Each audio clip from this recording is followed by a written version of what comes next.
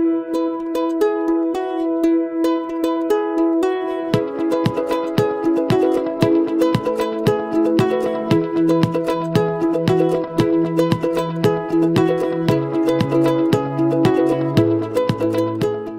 vielen Dank für die ganzen Fragen, die wir erhalten haben. Es waren spannende auch dabei.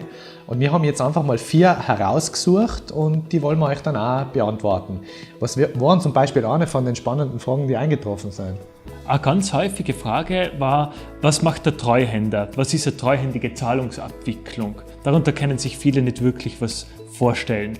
Da geht es genau genommen darum, dass eigentlich der Verkäufer ungern seine Wohnung hergibt, bevor er das Geld kriegt, aber der Käufer auch ungern das Geld hergibt, bevor er sicher ist, dass er die Wohnung kriegt.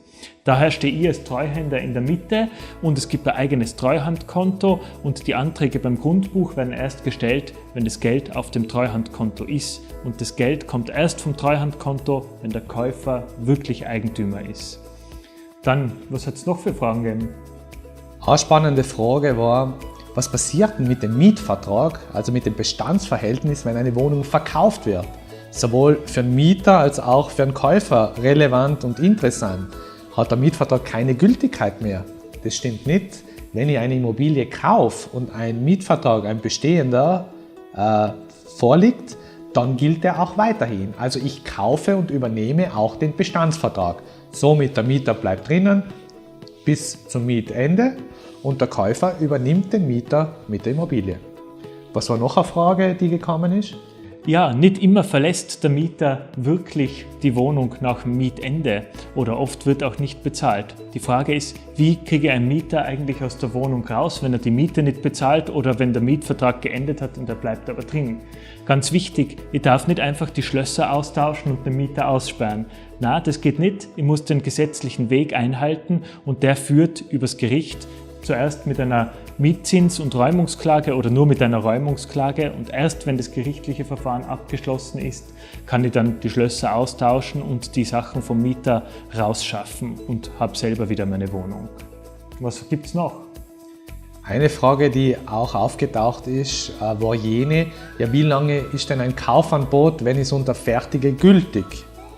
Ich sage meinen Kunden immer, wir befristen das Kaufangebot. Eine Woche, das kann 14 Tage sein, normalerweise 14 Tage. Wieso machen wir das? Innerhalb der 14 Tage kann dann der Käufer oder Verkäufer das Kaufangebot annehmen. Wenn er es bis zum Ablauf der Deadline nicht macht, gut, dann ist das Kaufangebot nicht mehr gültig. Aber dann hat man in einer absehbarer Zeit zumindest eine Entscheidung.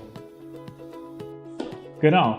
Es hat noch viele andere Fragen gegeben und die werden wir euch in den nächsten Tagen und Wochen da auf unserem YouTube-Kanal, auf unseren Facebook-Seiten und im Newsletter gerne beantworten. Also seid sicher, dass ihr auch den Newsletter bestellt und unseren Kanal abonniert.